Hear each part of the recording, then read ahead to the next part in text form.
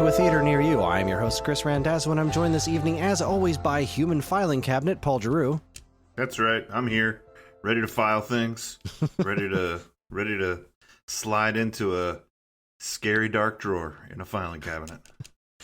And mental patient turned James Bond, Sean Doyle. When will then be now?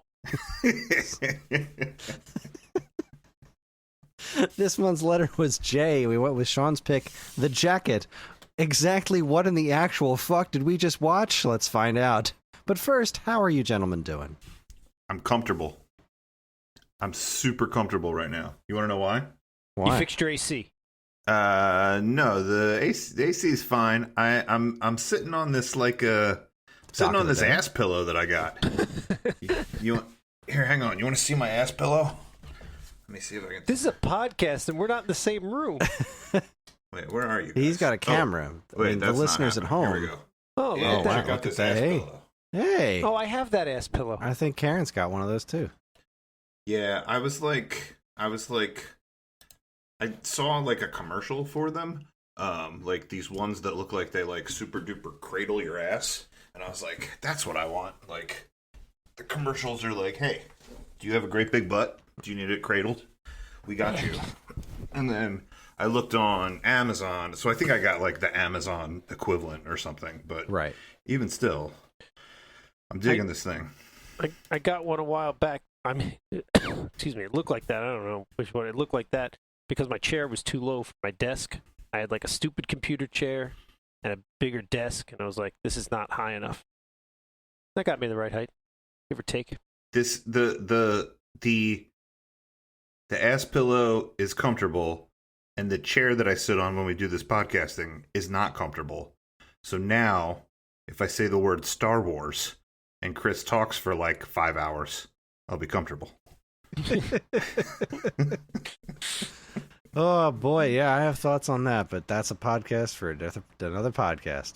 Hey, I don't want to talk about Star Wars. We do that too much. Send you down a rabbit hole. I did just hear doo-doo-doo-doo. Yeah, that was just the speaker turning off. Okay. Can I give you a Star Wars trivia question? Sure, why not? I mean, every time we talk about this, you proclaim that you are a Star Wars whore. So indeed, that doesn't mean I know everything about it. Just that I'm a whore. I think this is a pretty good one, because like I feel like some Star Wars trivia questions are like, what's the name of the alien in the background that this robot farted on in in episode 3 or whatever, and you're like I don't know, and like you shouldn't know that either, and if you do, like fuck you, you're a nerd. But everything, like my world is pretty much rooted in the original trilogy, so like I feel like this is a good trivia question. All right, so name me 9 characters that are in the 3 movies of the original trilogy. Do you want me to do this? Because I'm not a huge person like Chris. Like, I think I could do that. The original trilogy? 9? Yeah, either of you. I mean, you got Luke and Leia and Chewbacca and Han Solo and C-3PO and R2-D2. Are we counting them as people? We are.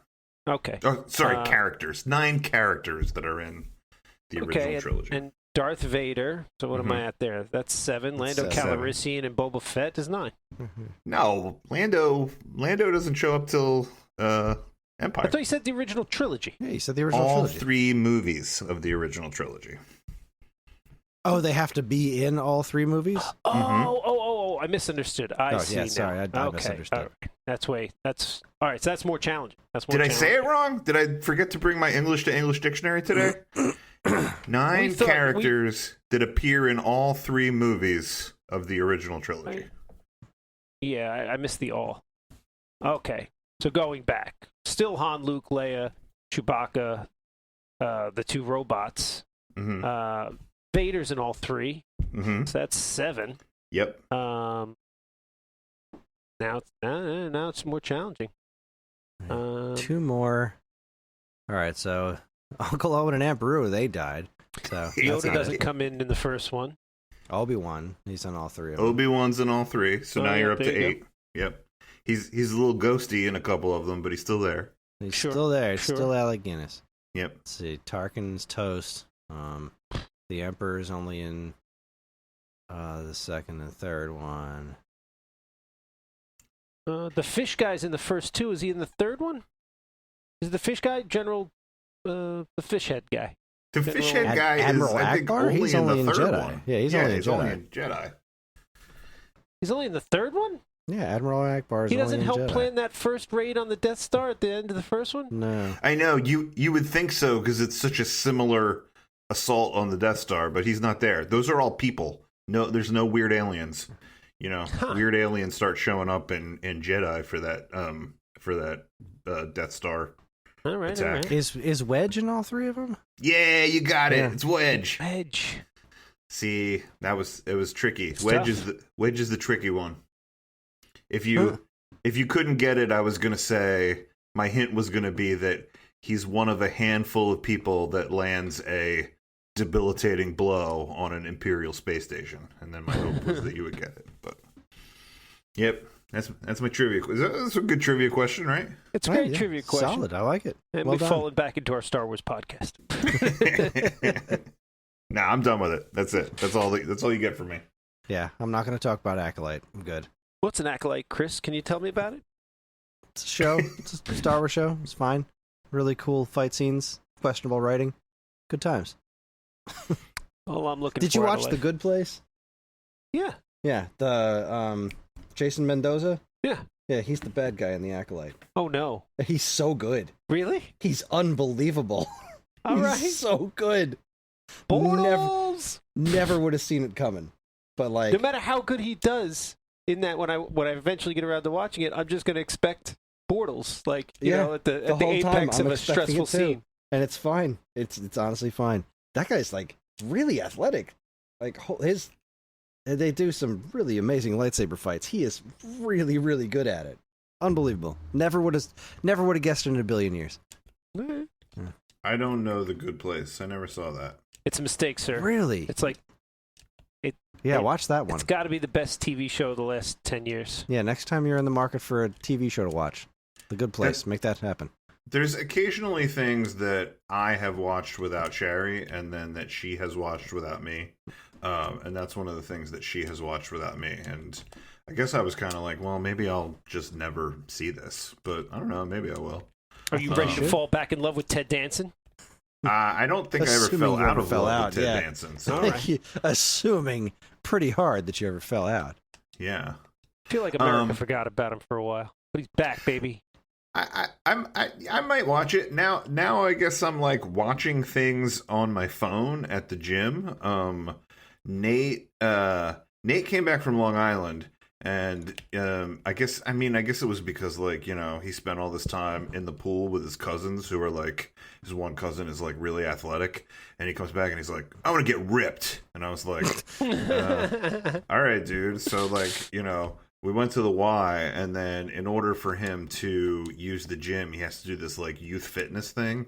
So he's like, like it's kind of weird. It's like they teach you like 5 machines a day, but you can only do like 1 session a week.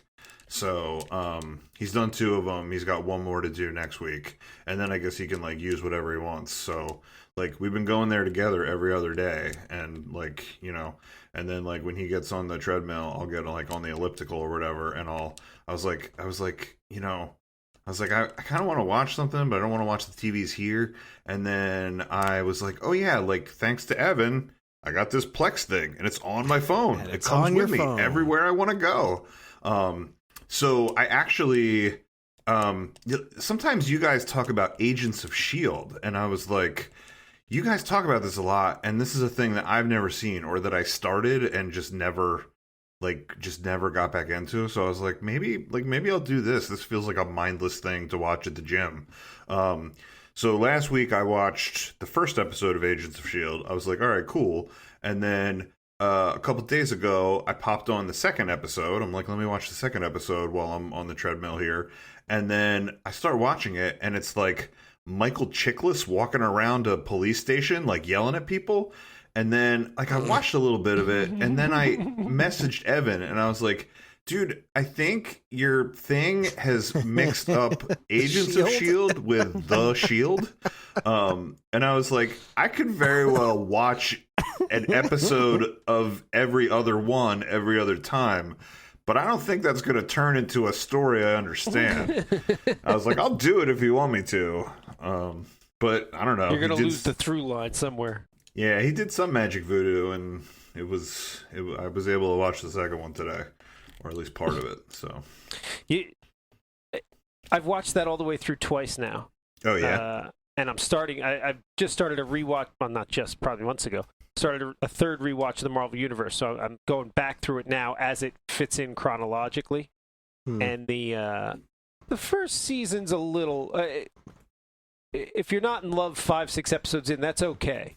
I didn't hate them, but it definitely picks up. Yeah, like this After. isn't one of those situations where you have to suffer through a bunch of bad TV to get to the good stuff. It's like, it's fine, and then it gets really good. Right, Oh, yeah. okay. And then towards the end, I think it probably actually gets really bad again, but you're so in it, like you've become Serpico of Agents of S.H.I.E.L.D., like you've forgotten who you are or what's like by the last season or two, it's probably a terrible show, but at that point, you don't care. No, I don't think so. No, it gets I'm a too little deep. it gets crazy. It gets nuts. It gets nuts. Like it goes off the rails. You're like, this can't be good but in a writing really- anymore. But it's no, because it's so fun. It's so fun. I think where it actually gets, I think the low points are when they get into the Inhumans thing, where it was just like Marvel really wanted the Inhumans to be a thing, and they just kind of did that for a while, and it got a little. But then it pulled itself back up to it, and Ghost Rider shows up, and good times are had by all. Oh, sweet. All right. Lot to look forward to. Yep. All right, that's good times. Anybody got anything else relevant? I got another thing, but I want to go last. I don't know that I have anything truly relevant. I did was it a Prime Day?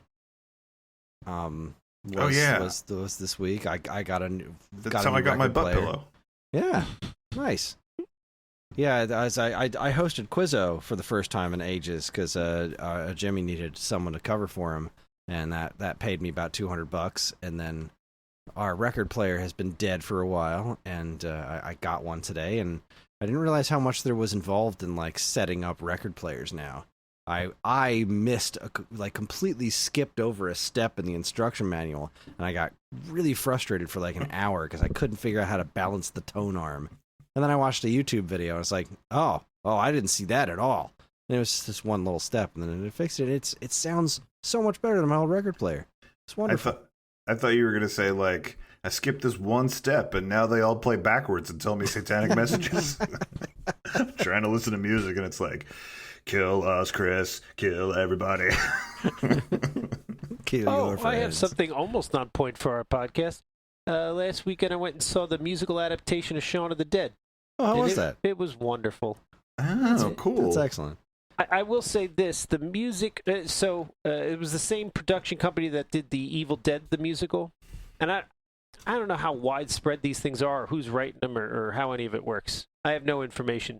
That's why this is terrible podcasting. But Evil Dead the musical, the words and the music were impressive. Like the lyrics to the song and the songs themselves were really good. Like, you didn't need the spraying blood. You didn't need like anything. It was solidly written, good music. What the Fuck Was That was an amazing song.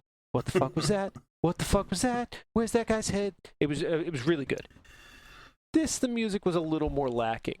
The performers were fine. They could all sing and whatnot. And we were in the splatter zones. And when I say we walked out of there just dripping, like not a square inch of, there was hoses built into the floor in front of us. So at one point, like, they just turned those on. It was basically a sprinkler of blood, just like right in your face. Just here's 9 gallons of blood. So it was hysterical. It adds to the humor. It's funny. Evil Dead had all that, but didn't need it. This, I think it was a lot funnier because of the blood. Like, it was still, I don't know. It was good, though. That sounds awesome. Where was it? Delaware. Oh, okay. I'm in Delaware. We took the kids to go see Inside Out 2. That was fine. That wasn't a ringing endorsement, especially since the first one got so high praise. I really liked the first one. The second one was fine, and it didn't really get me going the way the first one did. But I think that's all we watched in actual movies. We've been so busy, and various kids waking up in the night and dogs waking up in the night, and it's we haven't gotten through as much TV and movies as we usually do. I feel like there was another movie we watched sometime in the last month, and now I can't think of it, but it clearly left a big impression on whatever it was. Whatever it was, didn't matter. Well, I have another movie to talk about, and I kind of don't know if I should do this because I think it's going to segue right into it. But let me just tell you that. That's what it was. I can do it real quick. Do it. Ellie got super into the Powerpuff Girls, and she watched the entire original series of Powerpuff Girls, and then for her movie pick, I showed her the Powerpuff Girls movie. Now, they had seen it a few years ago. It was just a random pick, and thinking that the kids would get into it, and it just didn't stick. But then we watched it, and I was able to finally find, with the help of Evan, a proper widescreen version of that wonderful, wonderful movie, and it was outstanding. Oh, I've never seen that movie. It's really good. It's very short. It's like an origin story of the Powerpuff Girls. It is just one of the most beautifully animated things. I love Gendy Tartakovsky's work and Craig McCracken's work. I love those guys. I loved the original Powerpuff Girls show. The movie I thought was phenomenal. It tanked at the box office, and because of that, it never got a proper home video release. It was released on DVD, but only in full screen. And so this gorgeous movie had never been released in widescreen until very recently. And so it was the first time I was able to see it in proper widescreen since I saw it in the theaters all those years ago, and it was wonderful. And Ellie loved it, and then she watched the last season of the series, and I think she started the new series and then gave up because, from what I've come to understand, the new series isn't all that great. Like, it's fine, but it doesn't have the same character, you know. I think I watched the first 2 seasons maybe, and I remember I liked it, and there was. I'd give it a B+ overall with a sprinkling of gems in there. There were a couple episodes that just hit me and killed me, like were hysterical. There was an episode towards the end of the series that had like an actual Big Lebowski reference in it, and I was like, I can't believe this is real. I cannot believe that this is real. It's funny. I look back on a life of achievements, challenges met, opponents defeated, hurdles jumped. I have accomplished more than most men without the use of my brain. Do you know what it is that makes a man, girls? Yeah, all right. Awesome. That's it. That's all I had. Powerpuff Girls movie is great. If that was what we saw. We saw If. Yeah, that was a real tearjerker, right? It was more for Karen than for me. It was a bit emotional. It was pretty good. It was a solid movie. I fully expected them to kill John Krasinski. That's where I thought that was going. And, you thought it was. You thought If was going to be like Quiet Place Part 3. You thought it was a snuff film? This is weird, buddy. I mean, you look at that character, like, this guy's got dead dad written all over him. And they didn't do that. I mean, I saw the twist coming from like 45 miles away, but it was fine, and it was nice to see a well-written kids movie. I saw that there was a twist, but I think I didn't quite nail what the twist was. I don't know that we should get into it because we don't want to do spoilers for people for a movie that is kind of like still out there. But yeah, there was one point where I was like, well, I'll tell you later. Yeah, I had it wrong. Whose imaginary friend one of the friends was? Let's put it that way. Gotcha. Yeah, John's movie picks of late have been the Pokemon movies. So it was really refreshing to get a decent kids movie in there between the Powerpuff Girls and then If. So all right, okay, I can breathe again because those Pokemon movies they're tough. They're not when John good. gets on something, he doesn't let it go. Did he tire of the Godzilla stuff? Yeah, he moved. We didn't finish watching those. He moved on. Oh, okay. There's no finishing. Like I'm sure he'll circle back to it at some point. But I'm trying to look up what our recent movie picks were, so in case I forgot anything. But you go ahead, tell your story, and then we'll do what we do. We'll do what we do. Yeah. Well, so when we had our voting last time, when we each proposed a movie, and and then we voted on it, the movie I proposed was Jacob's Ladder. There's another podcast I listen to, another movie podcast that I listen to, where they regularly reference it. They like any other pop culture kind of stuff. Is this a Sixth Sense scenario? Is this a Back to the Future scenario? Whatever. It's always like, is this a Jacob's Ladder scenario? And I'm like, what in the fuck does that mean? So I finally watched it. So now I know what it is. So spoilers for anybody who doesn't want a 30-year-old movie spoiled. But the deal with Jacob's Ladder is that the whole movie is like his deathbed dream or hallucination. It's not a Sixth Sense where he's a ghost and he's dead. It's like he has died and is in the process of dying, and the entire movie that you see play out is in his head as he's in his last throes of life, right? So he's a soldier in Vietnam. He dies on the battlefield.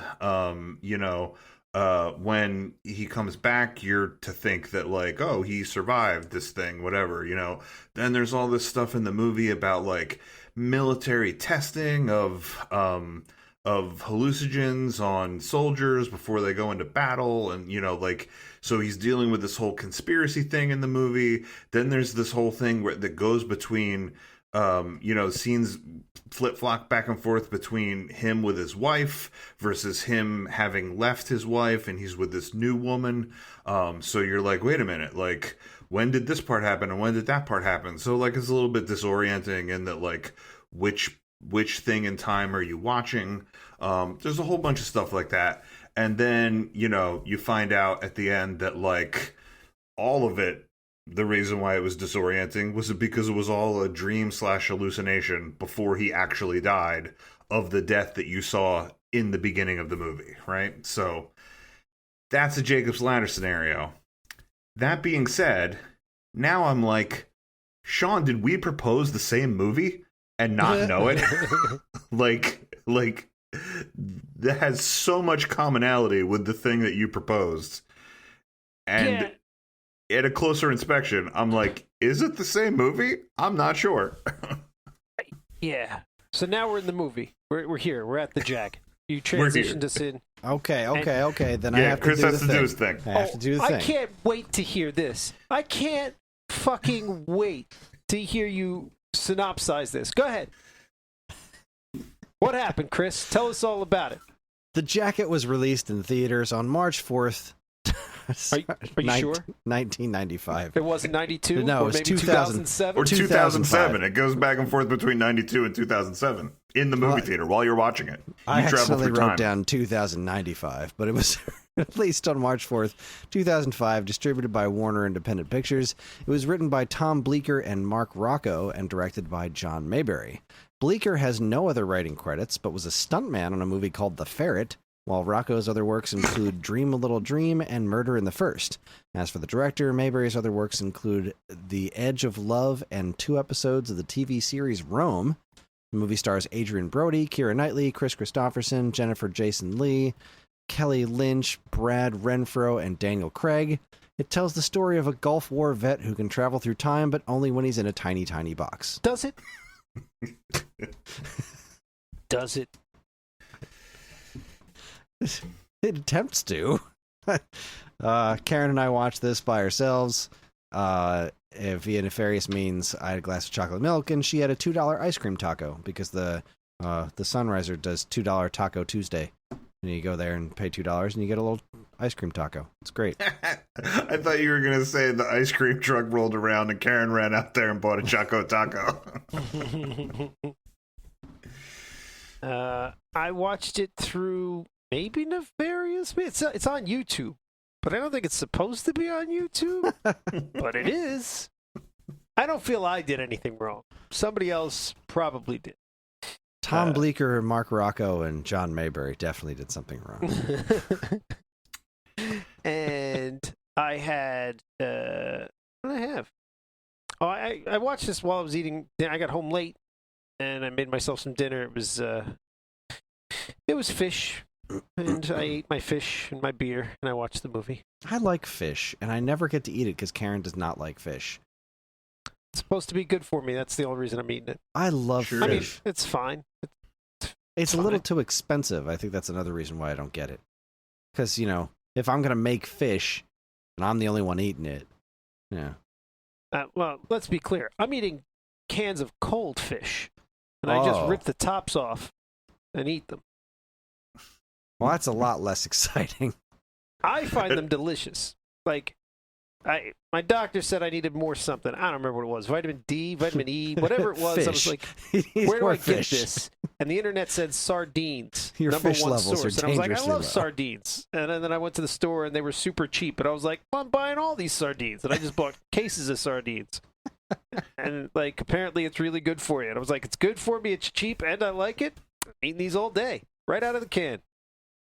You sitting alone in your house watching this movie, eating cold sardines, really feels on brand for this movie.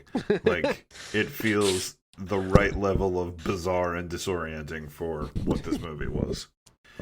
The jacket is the canned sardines of movies. Of the movie world. Of the cinematic world.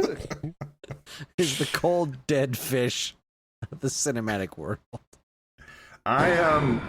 I watched this movie with the dog.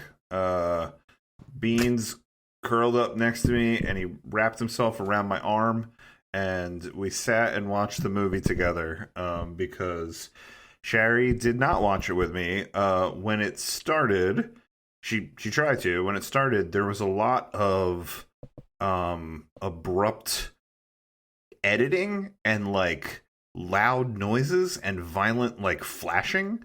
And her, she's all, I told you, she's all messed up. Her brain's all messed up. So she was like, I'm having a really hard time with this. And I was like, all right, I'm sure this will go away soon. And then kind of once I saw what the conceit of the movie was, I was like, I don't think this is going to go away. And she was like, all right, I'm going to go upstairs. And I was like, all right. So I watched the movie by myself. I ate a popsicle. And I cuddled with the dog. Had a romantic evening with the dog watching this movie.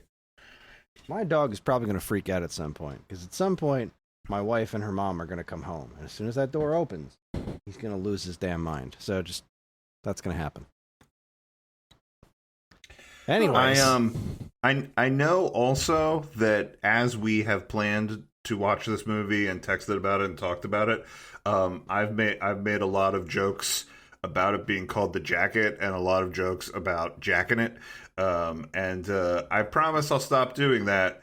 But after this last one, I think that they put him in the jacket so that he wouldn't jack it. I think Chris Christopherson was like, we're gonna put you in this drawer. You're gonna be tempted to masturbate. We're gonna put this thing on you so you can't do that. Chris Christopherson just looks like a Puritan, doesn't he? I mean, clearly he doesn't want anybody jacked. Did you pick the movie because it co-starred Chris's namesake? Oh, I forgot Chris was named after Chris Christopherson. Yeah, it's a weird move by your parents. I mean, he's a fine actor. Nothing wrong with him. Well, I'm not named after him. It was more like, that's interesting. Let's do that. Yeah. You're named in his honor. I'm named, in his honor. He owns your soul. His performance in the Ang Lee Hulk movie is really. He's not in the Ang Lee Hulk movie. Is he? Oh, is that Nick Nolte? That's Nick Nolte. Nick And then, Nolte. That's a different guy entirely. Yeah. If that Nick was Chris Nolte. Christopherson, he did a really good job because I thought it was Nick Nolte. He does a great Nick Nolte He's impression. good. I mean, he's good. Chris Christopherson is Whistler in the Blade movies. Yeah. There we go. If There if it you is. need your Marvel connection. Yeah, that's what I was thinking. Always helps. Always helps to tie it back. All right. Let's get into this movie. Yes, let's. Does anyone think they really know what happened? Well, I think that what Chris said feels pretty accurate, like about the they put him in a little box and he traveled through time. Sure. So also in line with kind of what I was saying about the flashes and the loud noises and stuff, like this movie, the filmmaking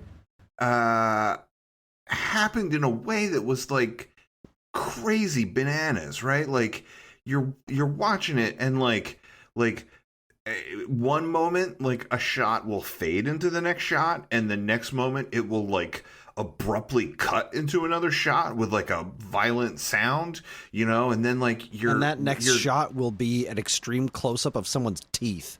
Oh yeah, well, yeah, we'll get into that with the extreme close-up shots. Yeah, there was a lot of stuff that was like crazy filmmaking about this movie, and I feel like it really succeeded in making it disorienting.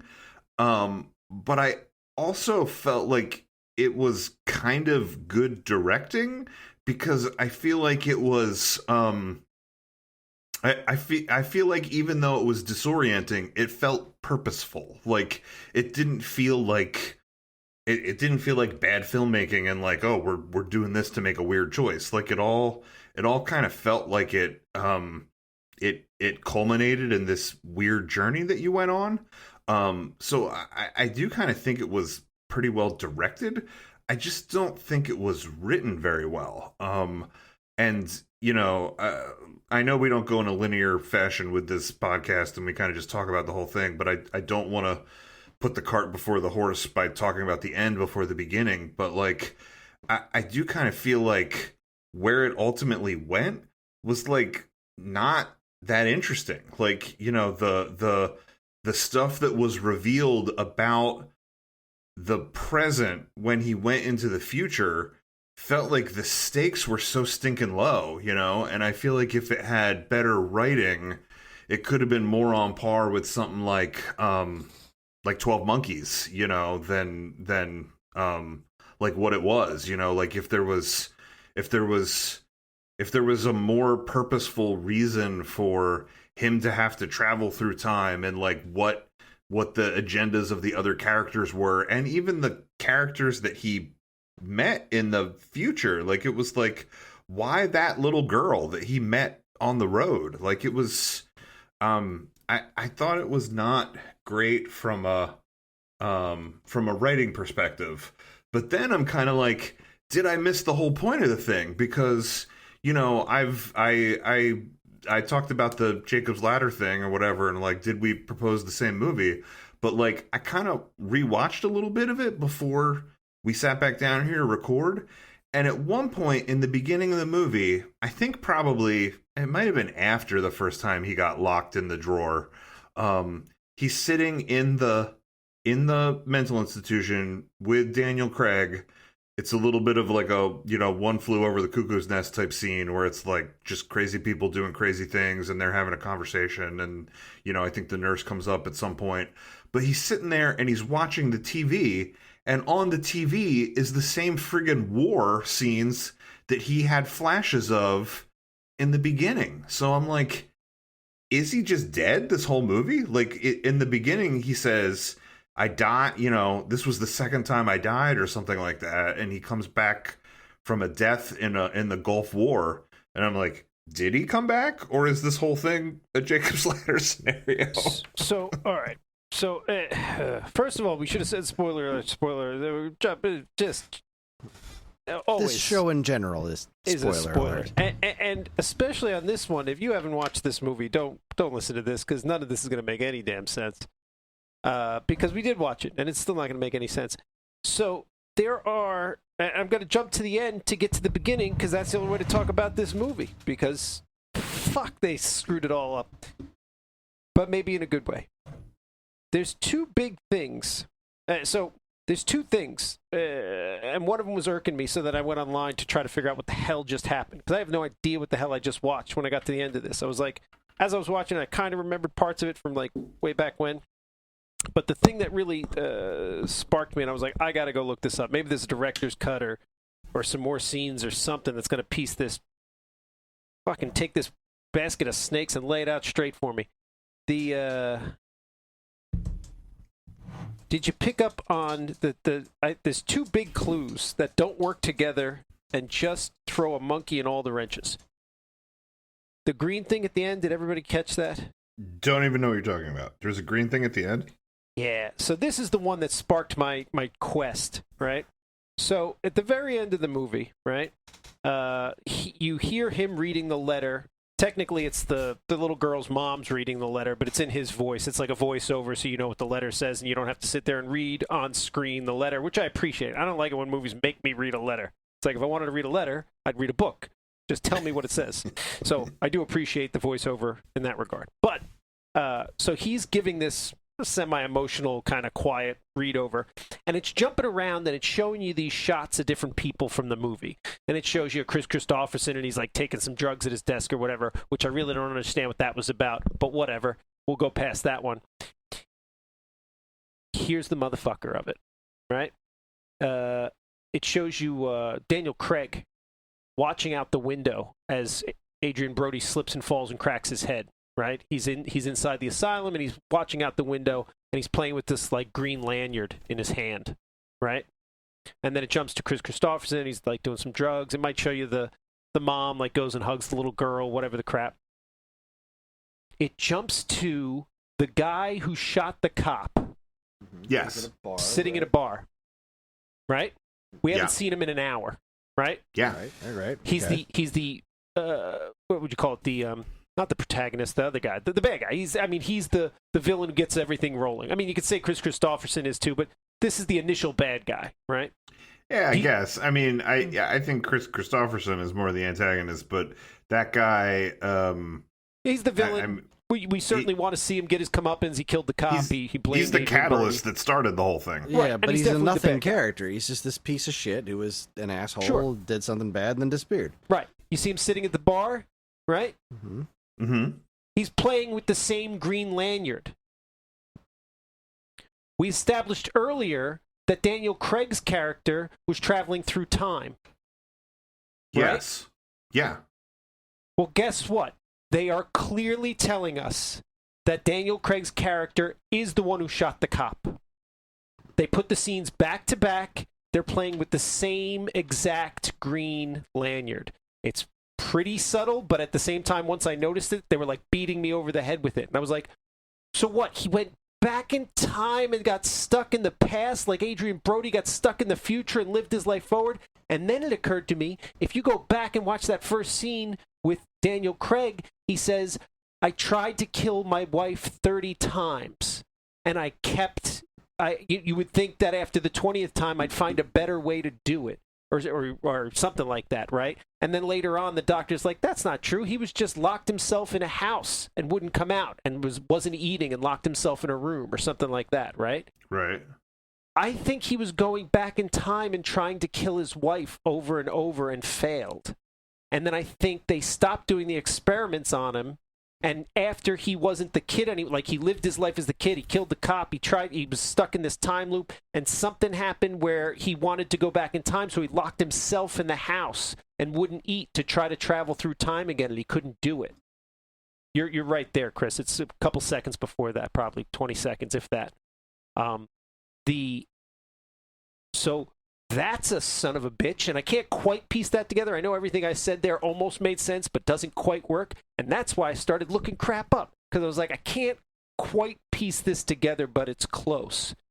I don't I don't know if I totally agree with that assessment. Like what you're explaining about Daniel Craig sounds right on. Like because I think that we know that he can time travel because they had the scene where Talk the two of about it. them connect over the fact that they've both been locked in the drawer. And like he even says it to the nurses. He's like, "Oh, we're talking about the fact that we can travel through time," and that feels like it all checks out with like the story about him trying to kill his wife over and over again, and the story about him locking himself in a house. Like it's, I'll give you that. It's subtle, but I feel like now that you're saying it, I'm like that totally jives. But him being the guy that shot the cop, I don't feel like that tracks because that was that theoretically happened in this time period, like in the time period where they're in the hospital. Like he just shot the cop. He went to trial, and then they sentenced him to the being in that institution. Like I feel like if Right. so what? Daniel Craig was there for years and years and traveling into the future and shot the cop. No. The future that would be Daniel Craig traveled. No, I don't get it. Yeah, I know, and this was my problem. I think Daniel Craig travels to the past, right? I'm not sure that Adrian Brody is just seeing the past, because when they do those flashes early on, sometimes he's re-seeing the cop the driver shoot the cop, right? Maybe he's actually reliving that. They don't make it clear to us whether he's just seeing it or if he's reliving it, right? When he's trapped in the drawer? Yeah, when he's trapped in the drawer. So okay. If he can travel to the future from the drawer, why can't he travel to the past from the drawer, right? 2 seconds before that. Because that was the guy at the bar. You got to go. It's the shot right before it. Chris is looking at the green thing. But I'm going to make it worse. I'm just going to throw out the second problem before we even try to dismantle that one. Because Paul, if you go back and watch the last scene, I'm telling you, it's real clear. Daniel Craig and this other guy are both playing with the same green lanyard, and it's really blatant. And I'm like, that they are trying to tell us that it's the same guy, right? That one happens second, Chris. So you see him playing with it there, but the Daniel Craig one's before that. That wasn't a lanyard, though. That was dog tags. No, it's not dog tags because they're green. I'm calling it a lanyard. I didn't see anything. I just saw the chain that he flipped around his finger. It's not a chain. It's green. You're green. You're green. And I know it's green because then one of the things, watch. One of the things when I was watching the director talk about the movie, he said, "That's metal. That's green. See the green? It's like a rope." Guys, this is a podcast. I guess I kind of see it. Right. Sorry. So it's not great. Trust me, go back 2 more seconds, you're going to see Daniel Craig playing with the same thing. And I know it's green because I watched an interview with the director afterwards who wasn't very helpful in explaining anything, but he was talking about the cinematography. Cinematography? I don't know, I'm picking a big word that I think is the right word. And he says that they made like a real conscious effort to have almost no color in the movie. Like everything's like this sepia tone, and there's a lot of gray. He's like, there's very little color, right? Intentionally, there's very little color. He said, except for green. He made a point to say, except for green. So we're looking at it now. You see Daniel Craig looking out the window, seeing him, and that's the same exact thing the guy's got on his hand. So there's that one. And here's the other motherfucker. Here's the other one that just wrecks up everything. So one of the theories online is that it's a Jacob's Ladder situation, right? Which kind of makes sense and kind of works, but there's some flaws with that plan too. Here's the other one that's just going to piss you off if you didn't notice it. The kid that shoots him in the beginning is the same kid with the seizures. The person in the war that shoots him when he dies the first time in the Gulf War is the kid with the seizures. Yep.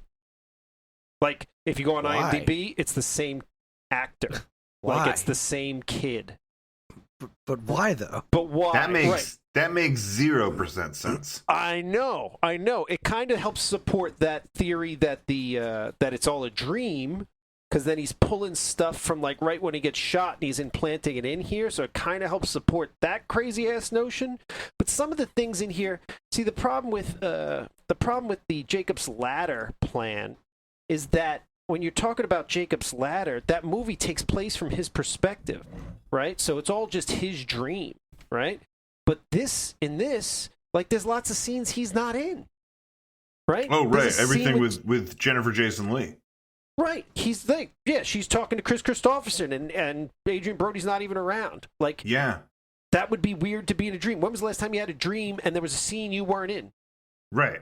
Like, never. That doesn't happen, because that's weird. That's how you watch TV. It's not how you dream. Also, this guy who shot the cop looks absolutely nothing like Daniel Craig.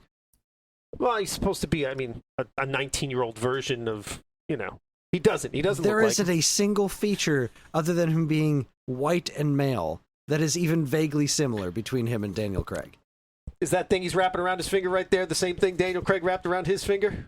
Theoretically, It definitely is, and it's a weird thing to show back to back. Why would you do that? I'm not saying that's not the intent. I'm saying that whoever cast this guy sucks at their job. Because if you were trying to convey that this guy was that guy, you failed miserably. There is no amount of aging that turns this guy into that guy. Craig. It's just, no, those two do not connect. No. So those two big facts really pissed me the hell off. And I tried harder to find out, what the hell did I just watch? What the hell happened?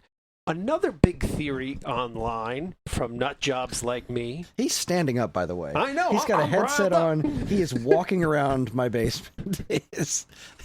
So another big theory online from the nut jobs, which this one really pissed me off. I don't like it when a movie expects me to tell myself a story.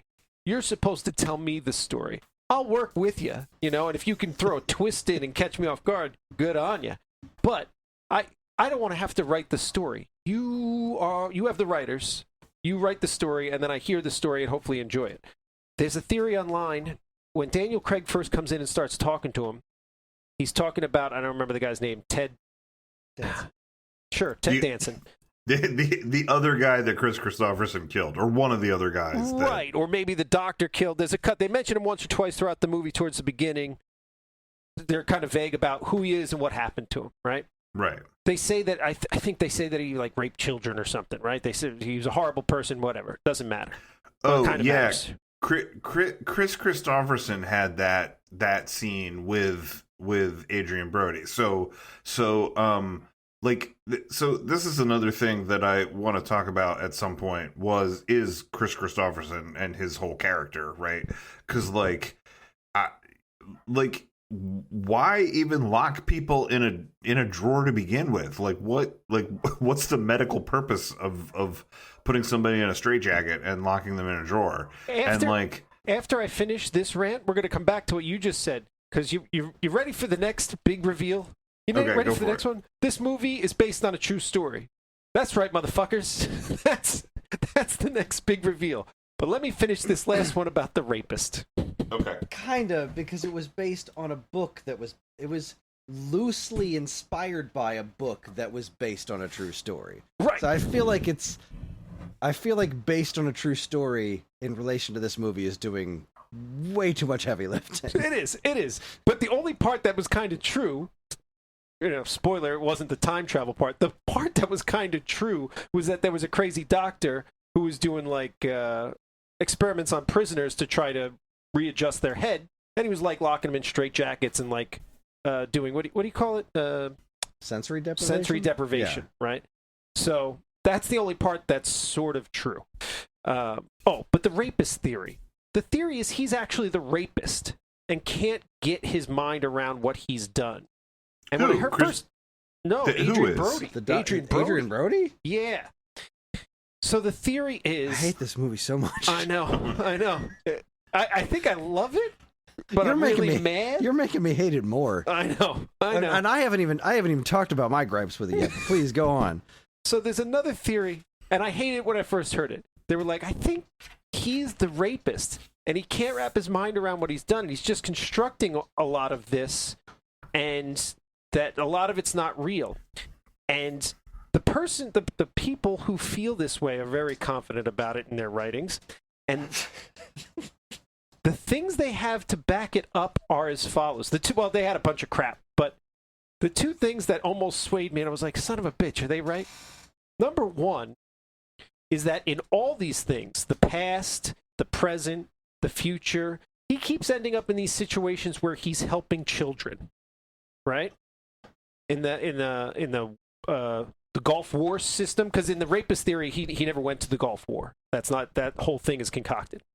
So in that one, he goes up and he tries to help the kid, right? And then the kid shoots him. In the slightly more recent present, he's trying to help the little girl on the side of the road. In the future, he's helping the little girl once she's grown up. In the very right now present, there's so many time periods in this movie. He's helping the kid with epilepsy, right? Mm-hmm. Plus the fact that the kid in Iraq and the kid in the bed and the epilepsy kid are the same actor, and clearly that's supposed to mean something. Only supports the theory that he's somehow concocting this in his head. Why would you have the same person, right? So that helps support the theory a little bit. And then the other thing they said, and then I started rewatching it with this in mind, and I was like, son of a bitch, are they right?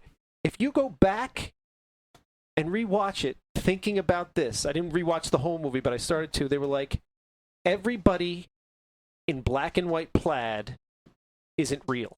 If you go back and watch, God damn it, fuck there's you. so many people that either have a black and white plaid shirt, and it's like Daniel Craig's character, it's the guy who shoots the cop, it's the kid in the beginning, it's all these people, and you're like, son of a bitch, are they onto something?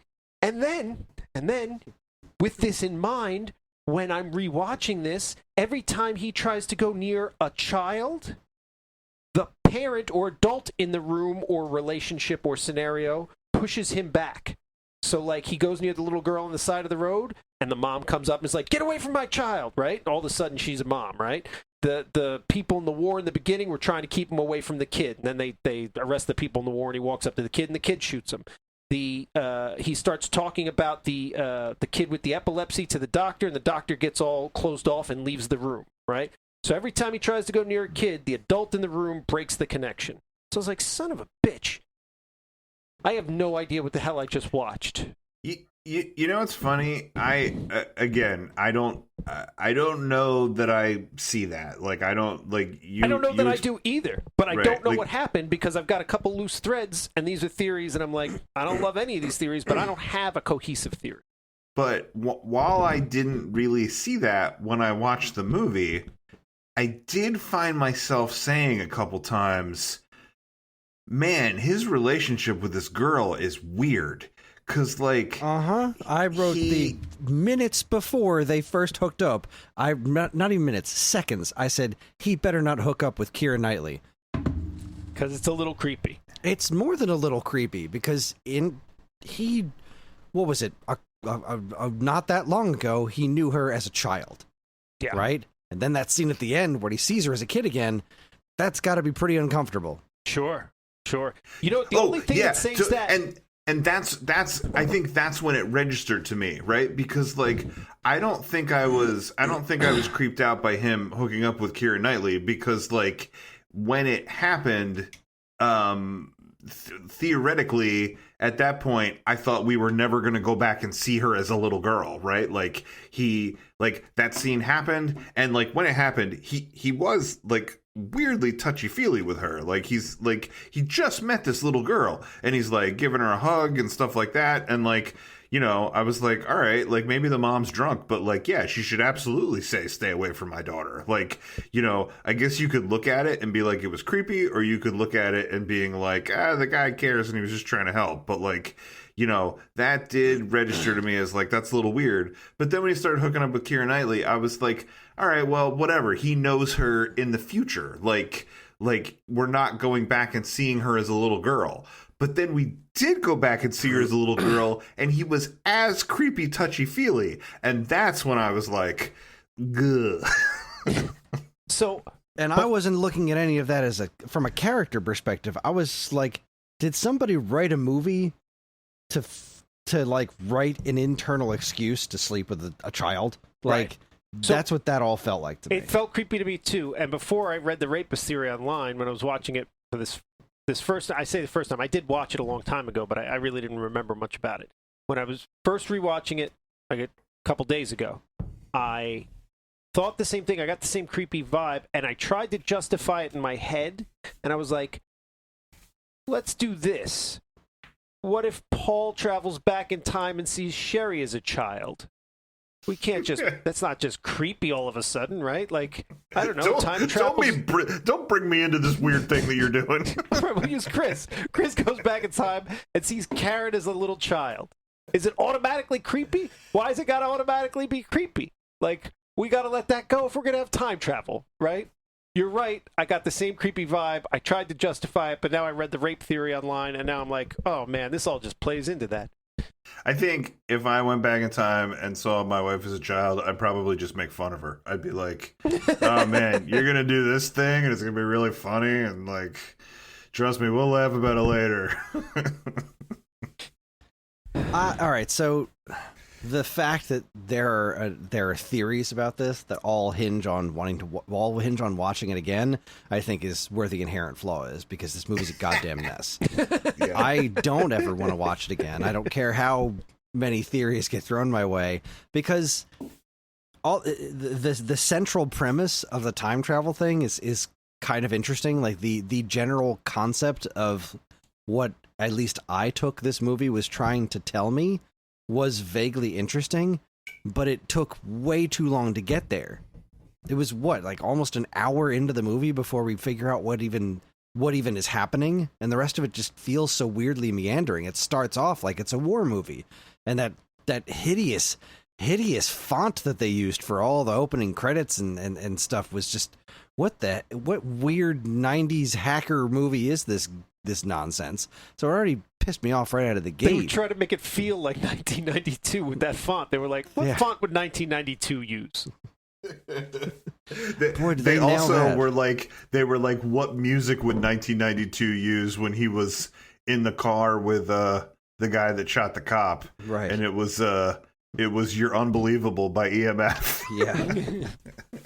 It's none of that was compelling. Like, it was, the movie like seemed like it wanted to tell this one story about like, oh, this guy's a war vet and now things are going to go poorly. Like, they knew where they wanted to go, but they came up with way too elaborate of a backstory to get him there. Now, unless they were talking about all this other stuff that you're talking about, right? This was all this weird narrative thing that they were building, that he's actually the rapist, or some, this kid is the same thing as that kid.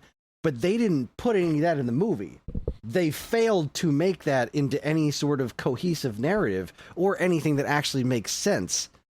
The only way to do that is to try to pick it apart and try to fill in those blanks yourself, because the director fucking failed to make this movie a cohesive movie. It was just a whole...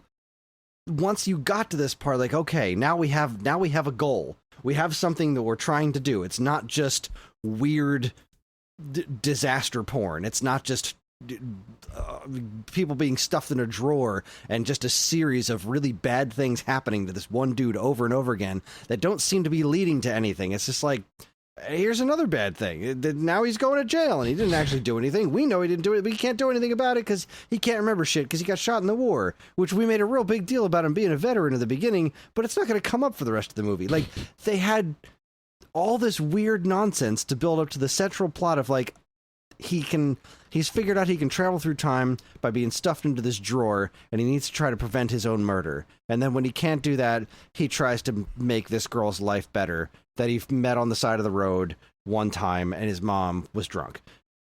And her mom was drunk. Like, that was kind of like the weird... That was kind of like the central movie, like the surface level, this is the movie that it is. But then there's all this other weird stuff that I feel like the director was trying to be like real clever about, and all of it didn't come out as clever. It didn't come off as even interesting enough for me to notice the things like the green string that he had wrapped around his fingers. Like, none of that was interesting enough for me to even notice, because I was just bored by the rest of it. It was just, it was just bad. It was just bad. And the Keira Knightley thing was freaking creepy, because like, and it came out of nowhere too. It's not like there was like chemistry or anything like that. There was no build up. There was no build up to it. It was just like, all of a sudden, you know what? Boom, we're fucking.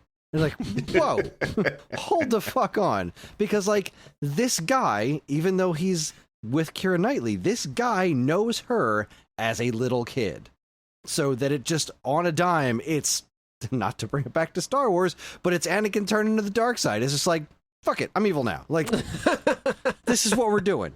Fuck it, I'm evil now. The whole thing was aggressively unpleasant. And it seemed like it was going out of its way to be as unpleasant as possible. And it was like doing it in a way almost like the director's like, see how clever I am? Look how clever. Look at these teeth. We're going to show a real close-up of these eyes. And now we're going to show up close-up of these eyes. And it's like, I've seen movies on Mystery Science Theater 3000 that tried to pull this trick, and it didn't work then either. Those are bad movies, and this is a bad movie. I just think it failed on every conceivable level to be a decent movie. And if it has all these wonderful, interesting layers underneath it, it did a piss-poor job of even putting forth the premise that it has layers underneath it, because by the time I was done with it, the last thing I wanted to do was learn anything else about it. All I wanted to do was move on with my life and cleanse my palate, because there was nothing about this movie that was interesting to me. It was just gross. Oh, and Keira Knightley's American accent is really off-putting. I think you're saying a lot of the things that I'm saying, just in a different way. Before, when we started talking about this, I think I pointed at some of the directing choices that I thought were good and some of the writing choices that I thought were bad. I think on its face, this idea is interesting that he's in a mental institution, he's locked in this sensory deprivation type thing. This, morgue drawer that acts as a sensory deprivation tank, and that it lets him travel through time. And in the traveling through time, that he has to solve a mystery.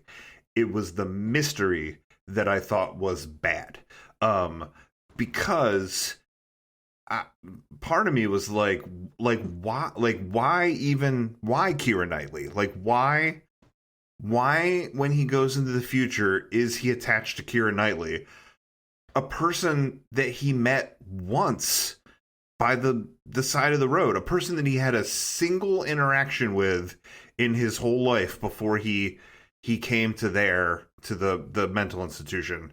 I don't know. Maybe because that's the only thing he can remember. Maybe he can't remember anything before the war. I'm not sure what it is, but like, it's weird that he was tied to her, because they had such a silly little surface level interaction. Maybe that supports the thing that Sean read about that it's, that he is the rapist. I have no idea. It's all imaginary. And then why did she pick him up?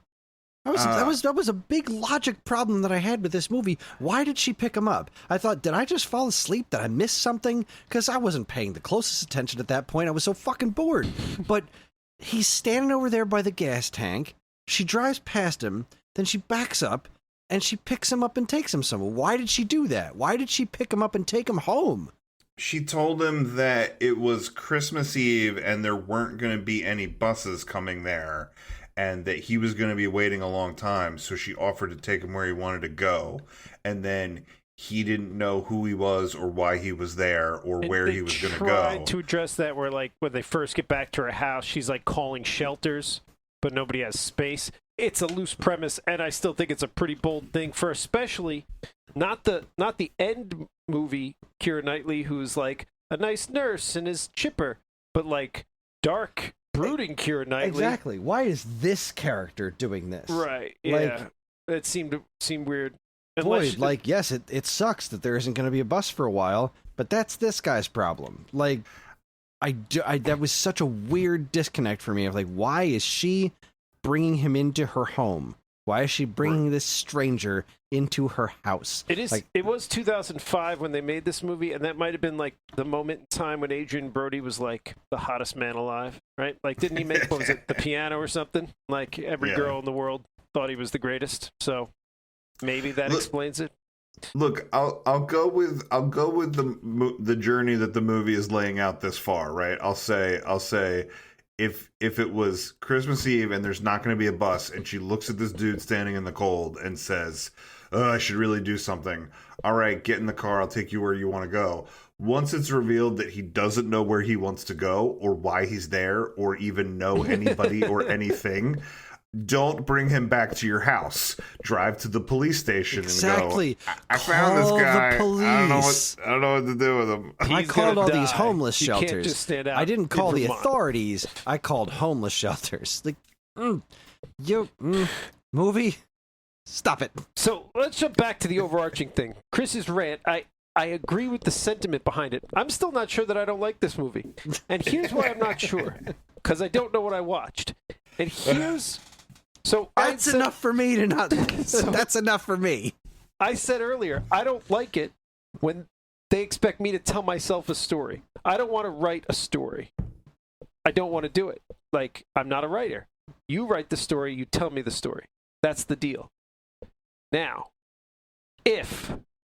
And Chris is... I get it. I do. If there's a story here, and they just didn't stick the landing to get it across, I think I might love it.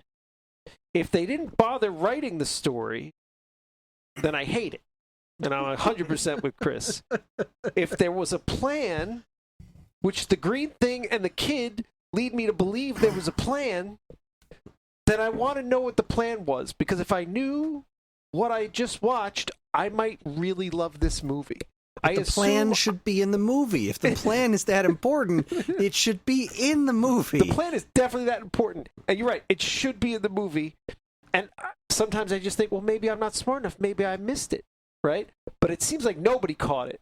So now I just want to know what it was. And that's why I went online looking for a director's cut, and there wasn't one. And I was like, hey, there's got to be something more. And then I started looking at, like, was this based on a book? And it's a screenplay loosely based on a book by Jack London, which is loosely based on a true story about a guy in, like, San Francisco who is, like, I don't know, basically tortured by some doctor in a prison.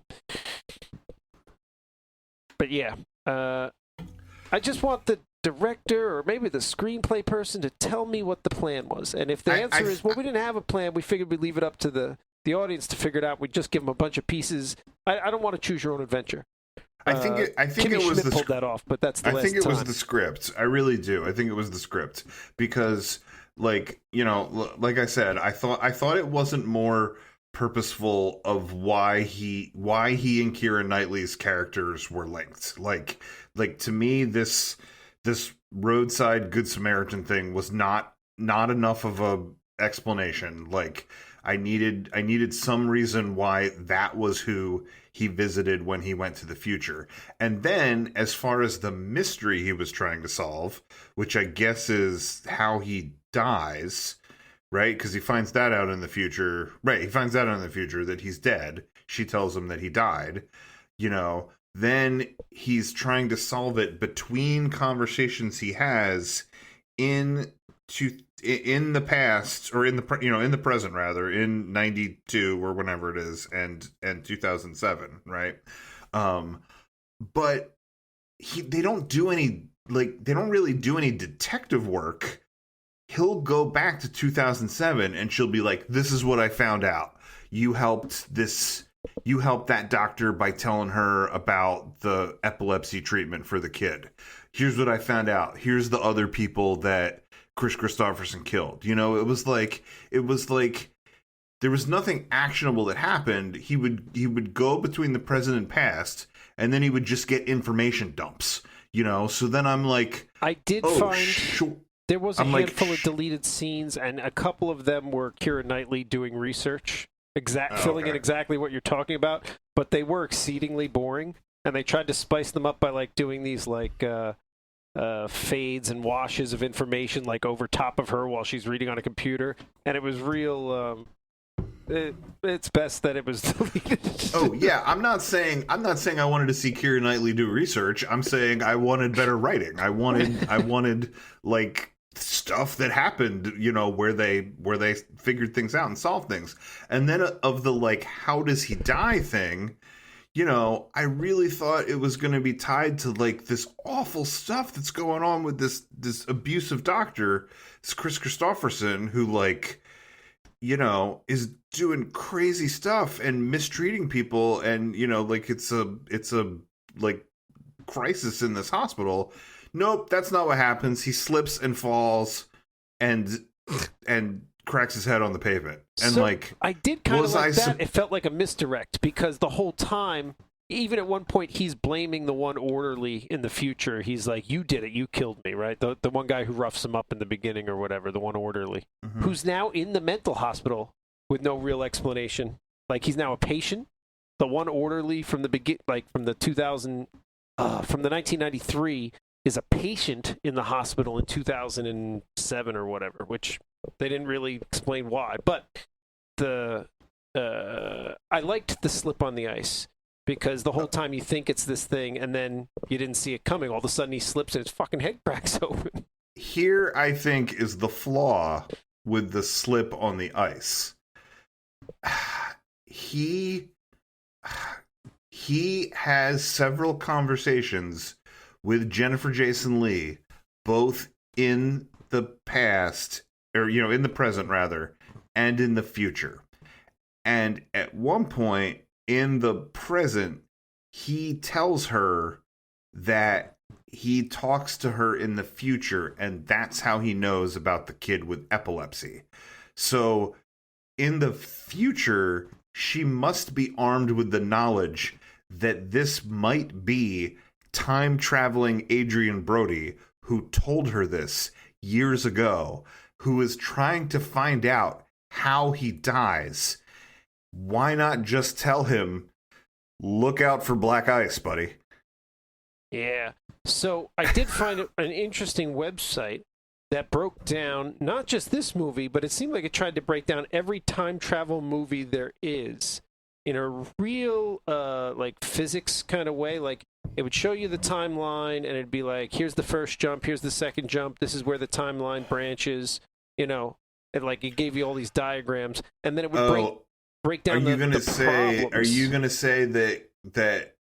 say that Jennifer Jason Leigh didn't know in the one conversation because the other conversation hadn't happened in the movie yet? Well, so that the website does talk about what you're talking about briefly, and it points out that it's one of those causality loops that it's a problem you do run into in a lot of time travel movies if your writing's not real careful, because you end up with these chicken and the egg situation. Like there's no way out of the loop.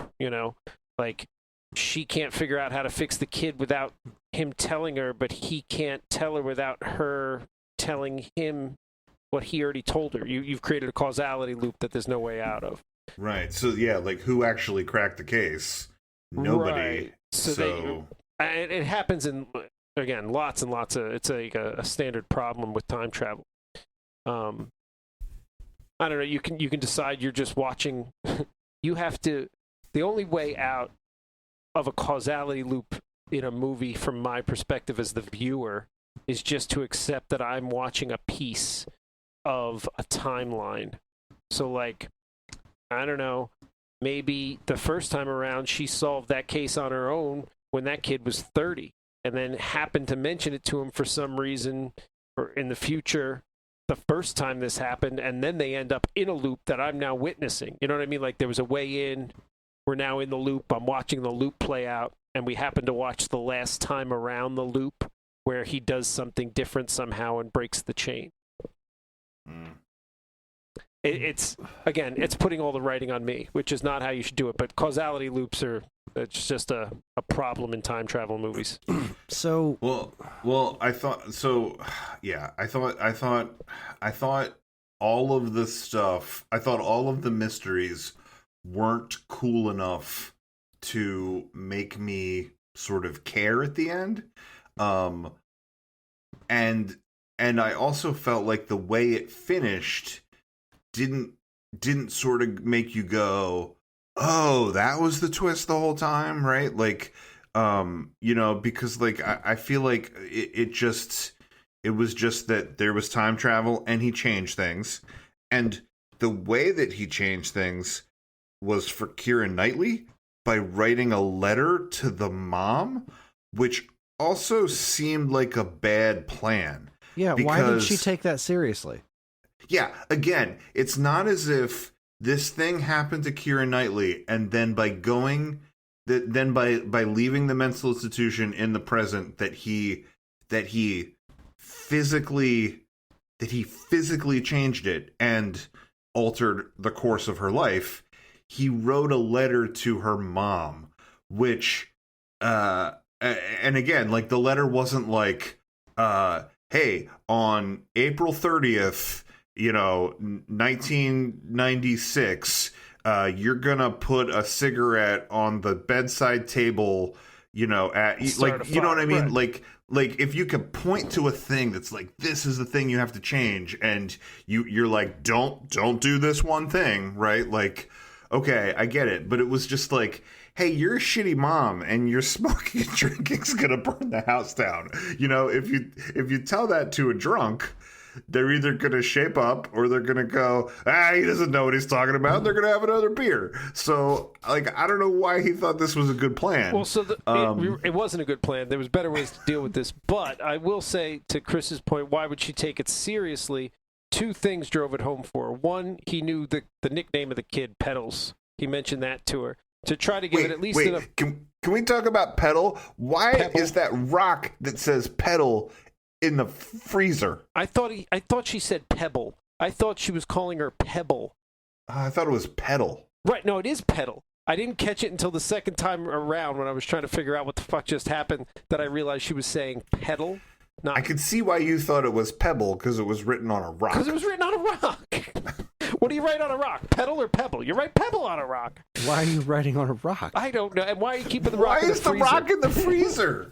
But wait, where was I saying? Oh, the other thing that drove it home was in the letter, because when he's reading it in, like, the voiceover and you hear in the letter, it says, if you don't believe me, they're going to find my dead body tomorrow with blunt force trauma to the head. Like, he tells her in the letter, I'm going to be dead tomorrow. Look in the paper. You'll find that they found my dead body bashed in head. So okay.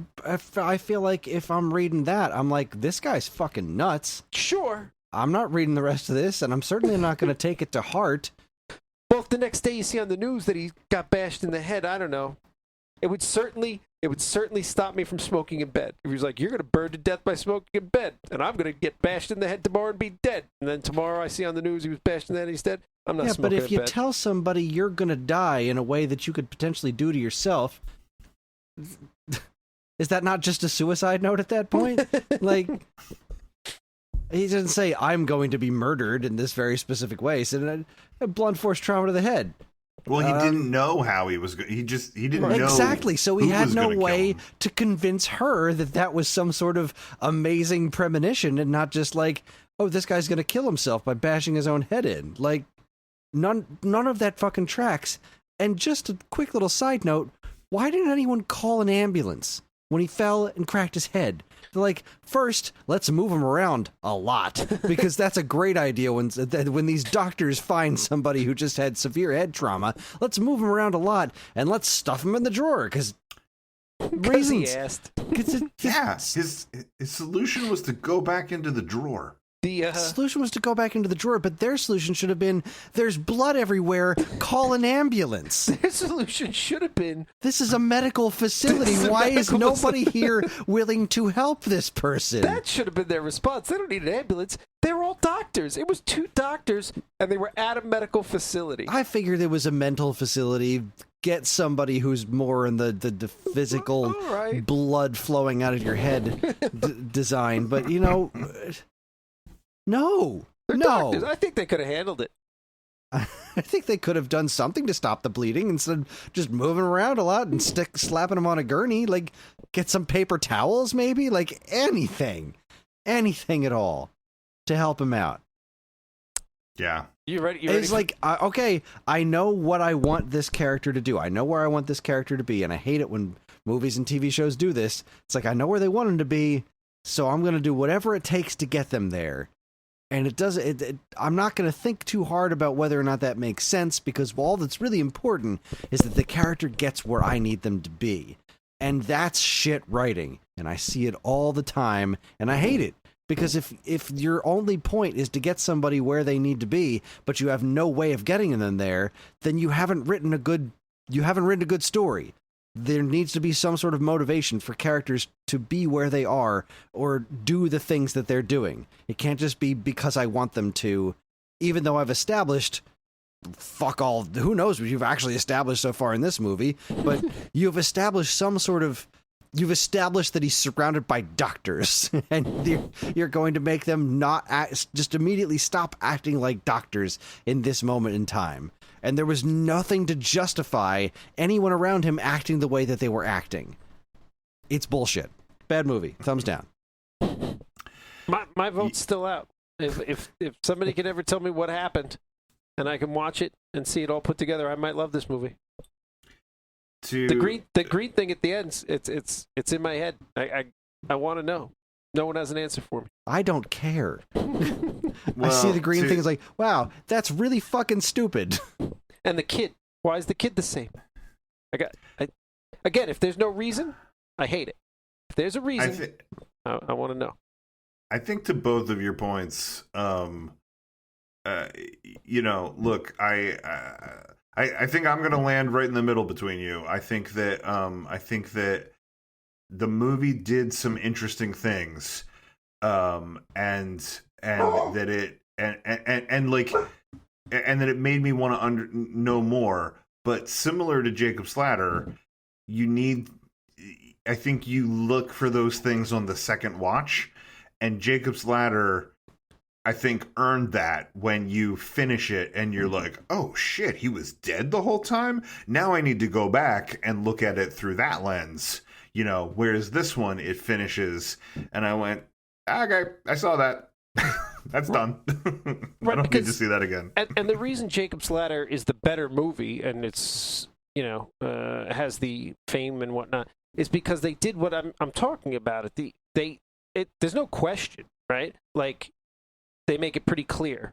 He's dead. He's been dead this whole time. It's just a dream or delusion or whatever you want to call it, right?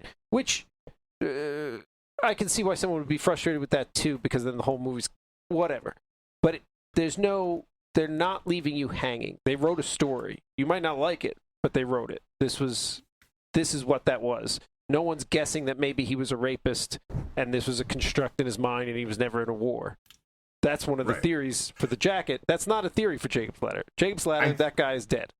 I think also with Jacob's Ladder, when you find out, when you find out the payoff at the end, when you find out what really is the thing behind the thing, you can look back enough and remember enough of it that you go, oh, cool. So, this was this part of his psyche and this was representative of this, like, even if you don't go back and watch the movie, I think you still put enough together. I think with this, you just think back and you're frustrated. They got to, which makes me want to read the book. Maybe the book that it's loosely based on. I think it's called like the Star-Crossed somebody or other by Jack London. Star-Crossed, Star Wanderer. Like the guy goes into the jacket and he wanders through the stars or something. Maybe that would make it clearer. It seems like we're winding down on this. I wrote down two other things. I wrote down. You see the pee-pee stain on the jacket? Yeah, I did. Yeah, they really wanted to tell you, like, you're going to be in there a long time, and people have peed in this jacket. and then the other thing I wrote down was about Chris Christopherson. That like it seemed to me like he was locking people in that drawer because he was trying to punish criminals. That like it was under the guise of, hey, I have this experimental treatment that I want to try on disturbed patients. But like when you listen to his dialogue, it seemed like he picked out people that he thought were criminals and not insane, and that he was doing it to punish them. Oh, that was my take. Maybe. I took him more as like the overly egotistical, willing to experiment on expendable people to try to find a cure. Like, not that they're not bad guys, but it's that it's that bad guy. Some bad guys are bad guys and they know they're bad guys and they're like, I'm the bad guy. And other bad guys are like, I have this plan and it's going to help everybody. And yeah, I got to crack some eggs, but they're still the bad guy. I took him as that. Like, he was actually trying to accomplish something. Because when they leave him, Adrian Brody in there overnight, he like yells at the doctor. He's like, I thought you were going to use common sense. Why would you leave him in here overnight? He's, dehydrated, this and that. And he seems genuinely upset with the other doctor for overdoing it. I think he was genuinely upset because he was going to get caught. Yeah. I was paying more attention to the scene before that when the other guy was like, is this okay that we do this? And he was like, yeah, whatever, it's fine. They're broken. You can't, what did he say? You can't break what's already broken or something like that. I felt like that's his quitter dialogue talk right there. What'd you say? He said that's quitter talk. Yeah, I felt like his dialogue was purposely vague, that he didn't say a lot about what he was doing and why, but there was enough stuff that he said that made me think that he was just trying to punish criminals. Like at one point, Adrian Brody said, I'm not crazy, I don't belong here. And he said, for the record, I don't think you're crazy anyway. For the record, I don't think you're crazy either, but here's where we find ourselves, or something like that. And he just locks him in the drawer, Right. Like, I think, and then I felt like the story about the rapists, that was the other thing that formulated my opinion on it. Like, I felt like that was his way of saying, like, I had this patient. I thought he was dangerous and a criminal. I didn't do my due diligence, and look at this. He repeated, he was a repeat offender. Somebody else got hurt. He's like, I think he was like, you're dangerous and a criminal, and I'm just going to lock you in this drawer because I like it. And it was weird that then that scene was all the close-ups on Chris Christopherson's face when he was talking, and then the scene in the future where he told them about the victims was also just close-ups on his face. Like, both of those scenes were like shot the same way with like the weird close-ups. Yeah, I just feel like I'm missing a layer. Maybe it's not there. Yeah, I think for Chris, missing that layer ruined the movie for him. I think for you, it intrigued you enough that you want to know more. Yeah, I want to know more. And I'm right in the middle. I'm worried there might not be more, but if there's more, I want to know it.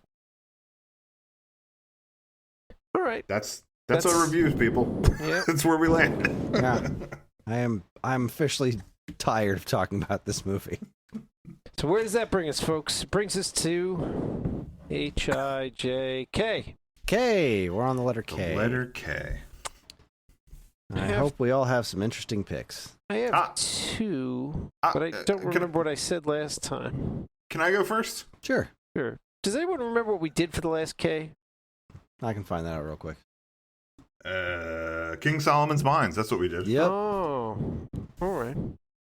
It was right in the middle of our it was right in the middle of our incredible streak of Lawnmower Man, Masters of the Universe, and King Solomon's Mines. All right, Paul. What do you got for us? So I'm gonna play my marathon card. Holy crap! Playing the marathon card. So yeah, I wanted to play my marathon card for K. I was gonna say, hey, I've got a 2-movie marathon option. I got a 3-movie marathon option. I got a 4-movie. I got a 5-movie marathon option. Are you kidding me? Then I said to myself, that's not how this works. I can't have you vote on the amount of time that we spend watching movies. I have to tell you what the movie is. So I think what I landed on is I think it's my 4-movie pick.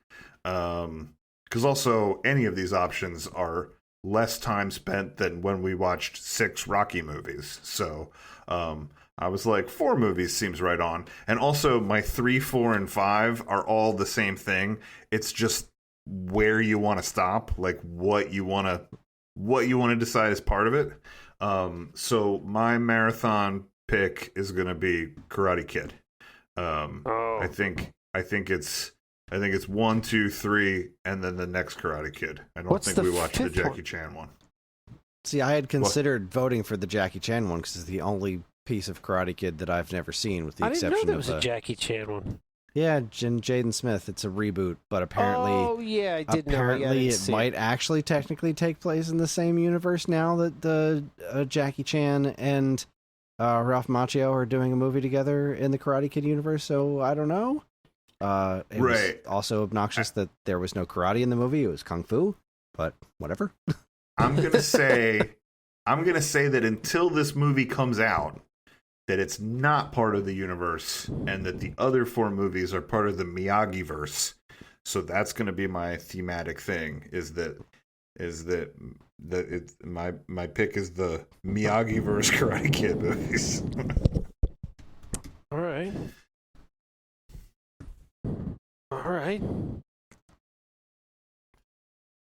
Do you want to go next, or do you want me to go next? I had 2. But I clearly used King Solomon's Mines last time. That was clearly my thing. That was definitely your pick, yes. So I'll go with my primary one. I had a backup because I was like, I might have suggested this last time. So I'll go with the main one that I thought I might have suggested last time.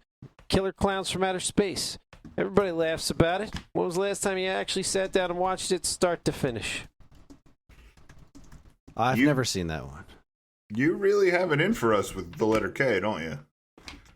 What do you mean? King Solomon's Mines and then Killer Clowns from Outer Space. My backup was an interesting movie called, well, I haven't seen it in 20 years. I know I liked it when I was younger. A movie called Killer.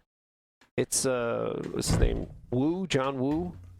Oh, yeah, it's like a Hong Kong action film. It's Yeah, I think it's like the best of that genre, but I'm betting they didn't age well, because I feel like modern action movies took everything from that whole genre and just did it better and like cleaner, and I don't know. I'm betting all those movies probably don't age great because what made them great has been polished at this point.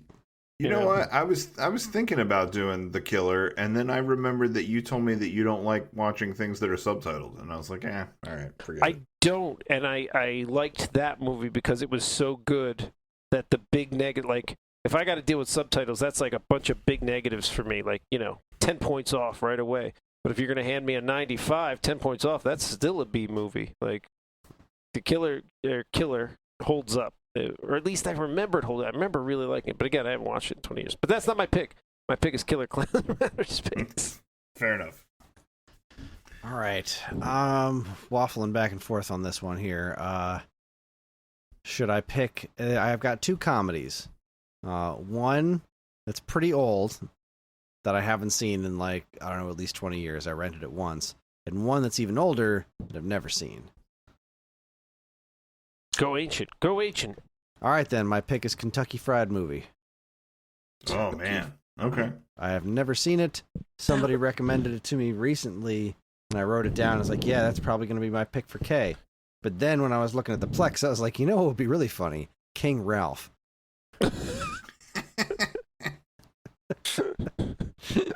I remember the beginning of that where the whole royal family goes to take a picture. There's they a all live just get wire. electrocuted and die. I rented that movie once when I was a kid, and I remember thinking it was kind of funny. And I have not thought of it since last night after we watched this terrible movie. And I saw that movie. The jacket made you think of King Ralph? No, What's the connection there? After we watched the movie, we were on Plex, and we went to the letter K, just trying to figure out what to pick next. It's like, how does... I can't connect those dots at all. Just need a palate cleanser. I'll go with Kentucky Fried Movie. I saw King Ralph in the movie theater with Jim Yamaguchi and his dad, and then I remember I came home and my parents asked me how the movie was, and I was telling them that's the joke about spotted dick, and they did not appreciate it. Oh, man. So I'm looking at pictures from Kentucky Fried Movie. It sounds familiar, but I'm looking at it. I don't remember it. Maybe I've never seen it. It's like Airplane or Top Secret or one of those kind of things, right? It's like a parody kind of movie, right? I think it's from the late 70s, but it's Yeah, it looks like late 70s. yeah, 77. it's I think it's been described more like American Monty Python, or like if Neff now for something completely different was American. I don't know. Seems weird, Seems weird. but it also seems like one of those cultural touchstone movies that gets referenced in places that I've Felt special. oh, yeah, there you go. Maybe so. All right. Red leader standing by. Gold leader standing by. I don't know what's left. Plaid leader standing by. Oh my God. I did not expect this. Well, we I should said tell the it- audience. The audience, it's the Karate Kid marathon time. What did you vote for, Paul? Killer Clowns from Outer Space. Oh, damn it! Nobody wants to see my movies. If it makes you feel any better, Chris, it was my second choice. It does make me feel better. I don't know. We have two choices, right? I should have picked King Ralph. No, you're never gonna get me to not watch Karate Kid. Like All right. I've seen those movies I said a it. bajillion times. I said it, and everybody was like, "Oh, okay." Like nobody acted like they were excited to watch 4 back-to-back Karate Kid movies. But I also just think it will be such a fascinating journey. Like I think I think the first one's a classic, and then I just really have a soft spot for the second one. Like I really do. And then the third one's so fucking wild with these grown men. Yeah, the third one's bananas, and the fourth Yeah. one is like borderline hard to watch. But I don't know if I've ever seen that. Well, I probably have seen it, but let's put it this way: I remember 0% of the fourth one. So the it will only be like time a I new ever thing to saw me. the fourth one was in a previous Karate Kid marathon, gearing up for one of the last, like I think the second season of Cobra Kai. I had watched it in a marathon at work, so I've only ever seen it on a very small corner of a computer screen. I have not seen those movies in a long time. I mean, the first one probably not that long ago, but the second and third one, it's probably been 15, 20 years. I have seen the new Karate Kid, the one with the girl, but I think I saw it that one I've only seen like once or twice in a long time. Ooh, why would you see that a second time on purpose? Ooh. All right, well, there you go. There you have it, ladies and gentlemen. We're gonna do a Karate Kid marathon This is what's happening. for our next pick. I'm all for it. I'm excited. I'm gonna get really drunk. Yeah, we're gonna need to actually plan that ahead of time Yeah. if that's gonna be a whole marathon. Fine by me. Maybe my kids will watch it too. All right. Yeah, we can knock out no problem. No You're the one who's got to problem. drive afterwards, Paul.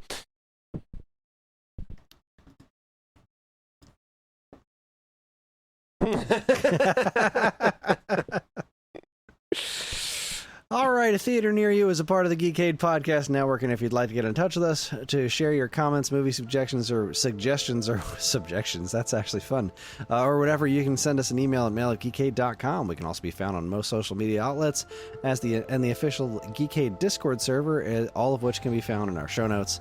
If you'd like early access to this podcast and several others on the Geekade Podcast Network, check out the Geekade Patreon, linked to in the show notes. It helps keep this show running and our site shiny and clean. Thanks for listening. We'll see you next time in a theater near you. Bye. Good night, everybody.